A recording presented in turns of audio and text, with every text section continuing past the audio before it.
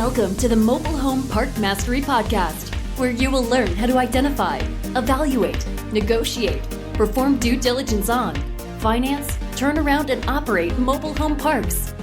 And now, here is your host, the fifth largest mobile home park owner in the United States, Frank Rolfe. Mark Cuban recently gave some of the dumbest investment advice I've seen in recent times. He said the intrinsic value of anything, a Bitcoin, an ounce of gold, or a share of GameStop, is simply what people believe it is. Nothing else matters.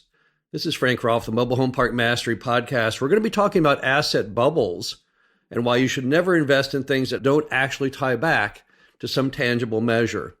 Let's start off with the 6 biggest bubbles in world history. Let's go back to 1636 and the Dutch tulip bubble.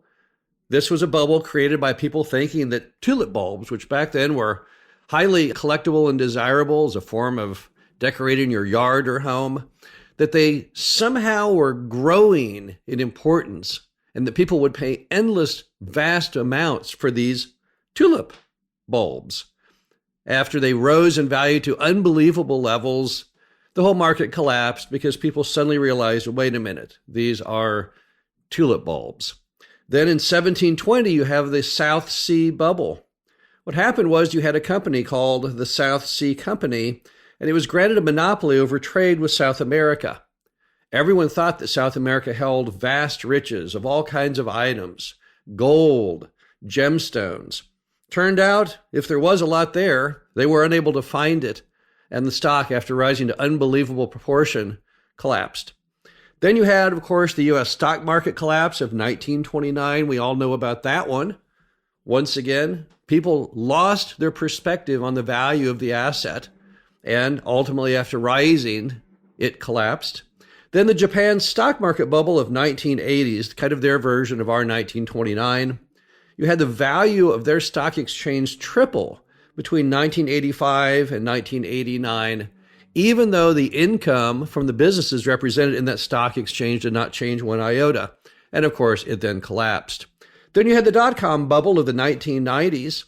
You had the NASDAQ drop 80% between 2000 and 2002 because people put values on pretty much anything with a .com on it. It didn't matter what the word was or what the concept was. If it had a .com on it, investors thought it would be worth a fortune, even though none of these stocks, none of these businesses had any net income whatsoever, and most had no revenue.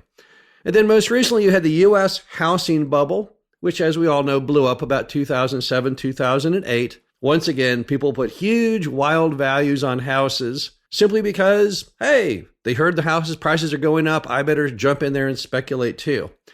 What do all these have in common, all of these great bubbles of the past? Well, what they have in common is they're not based on any tangible measure of value. Exactly what Mark Cuban is trying to tell people is the right way to invest.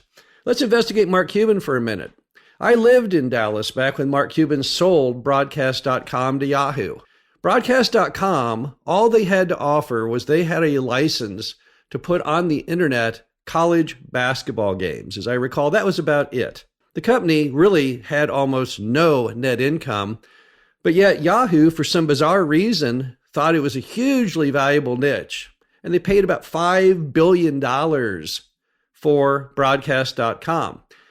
It's not talked about much, but I've heard through the grapevine from various people, years later they went to sell Broadcast.com, and it only brought about $10 or $20 million, which makes it probably one of the great purchase collapse disasters in history. I mean, they literally lost almost every penny they put into Mark Cuban's Broadcast.com.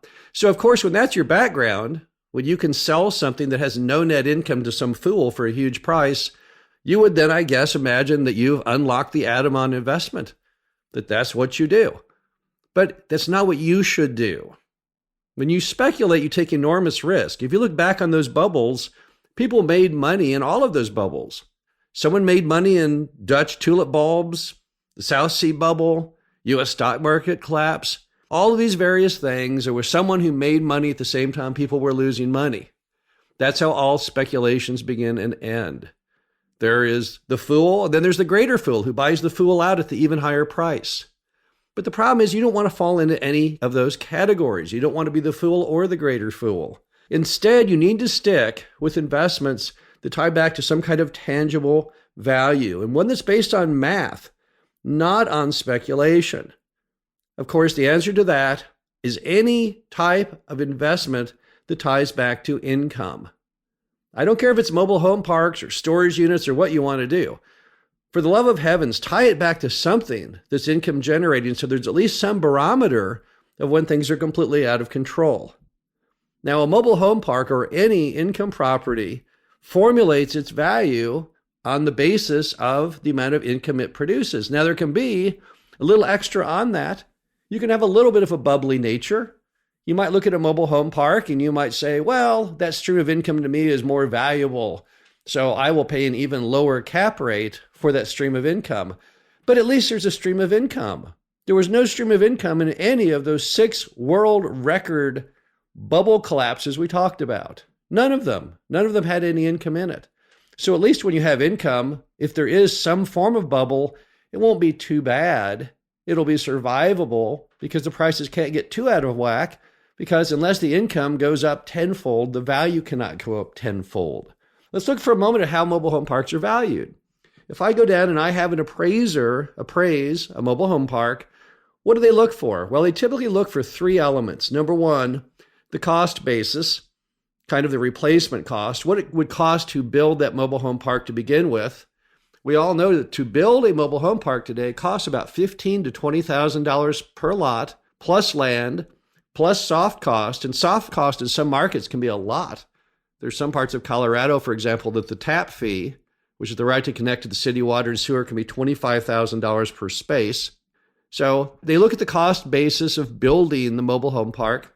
Then they reflect on the comparable basis based on comparable sales. What did other mobile home parks in that same vicinity sell for recently? What did other ones that even might not be in the same vicinity, but in a similar kind of situation, what did those sell for? Then finally, they look at the income. They then do a final valuation, or at least ponder their final decision on value based on the income that the asset produces. At no time, ever, are they basing this on speculation. They're not going out and asking the man on the street who knows nothing about assets what the value is. So unlike Mark Cuban's concept that it's what people believe it is, no one's asking what people believe it to be. People are very uneducated about investments. The average American knows very, very little about what they're doing, and they just follow the herd. They just jump right in with the masses, and they go right off the side of the ravine. But mobile home parks, there's always this grounding of values, because typically mobile home parks require debt to buy one, and bankers are not fools typically, and they want to see a tangible value that backstops them when they inject that capital in. Remember that bankers' whole theory on life is before you can have return on capital, you have to have return of capital. And that means they're very much about capital preservation. So the bottom line to all this is very, very simple. You're going to see and you're going to hear right now all kinds of people talking about the fact that, hey, let's come up with a new idea on investing. Let's cut loose this whole nonsense about it being grounded to anything. Let's just make it whatever people want it to be. Why do they do that? Because that bolsters the value of their investments. They want to brainwash you that suddenly the widget that was worth $1 today will be worth $100 tomorrow because they own widgets and they want to sell you widgets. Don't fall for that game. Don't listen to all this nonsense that you're seeing right now in the media. Never in American history has anything ever gone well based on such a shaky foundation. Don't read quotes by Mark Cuban. Read quotes by Charlie Munger, Warren Buffett's business partner. He's been writing a lot recently that what he's seeing right now scares him to the core. He's never seen people acting so ridiculously regarding their investments. People are beginning to see investments kind of just like as a video game. They're not looking at inherent value. They're not looking at income. They're looking purely at speculation. They're thinking that what they're doing is basically just buying stocks in the same way that they would gamble in Las Vegas. And this kind of casual approach never has a happy ending.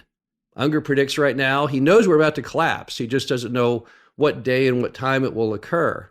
And I think many other smart investors and most world economists predict we're going to have a major recession/depression over the next 1 to 2 years. And when it occurs, it's all going to be ramrodded through on anyone who listened to Cuban and this concept, because this concept that value does not tie to anything is exactly what leads to all of these world bubbles. And you don't want to be in a bubble. None of us want to be in a bubble. We all want to be smart investors. So the bottom line to all this is invest in things that have income. Tie things back that have tangible math behind the value. Do not invest in things just because everybody else is. And never for one time think that an asset can maintain a high value unless it's supported by some kind of backstopping income. This is Frank Rolfe, the Mobile Home Park Mastery Podcast. Hope you enjoyed this. Talk to you again soon. Thank you for listening to the Mobile Home Park Mastery Podcast. Be sure to visit us at mhpmastery.com to subscribe to the show, read our show transcriptions, and access all of our great information on mobile home park investing.